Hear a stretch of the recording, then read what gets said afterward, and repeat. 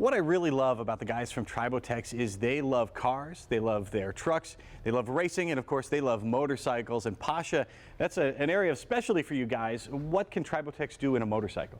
In motorcycles, we have wet clutches. And wet clutches always area of concern when you add traditional solid lubricants. They might slip, might prevent them from engaging. For TriboTEX, it's a very special approach because we are dual-sided nanoparticles. They don't attach to surfaces where friction does not take place. But it's not just pressure, it also takes time. Clutch is engaged only for a short period of time when they engage and disengage. Rest of the time they're stationary. So when they're stationary, nothing happens with them. So it prevents film from forming. And it still forms well on the gears, on the pistons and cylinders, and protect your motorcycle from friction. Of course, this is your engine oil that's going into the clutch, so there are other benefits you get for your motorcycle from TriboTEX.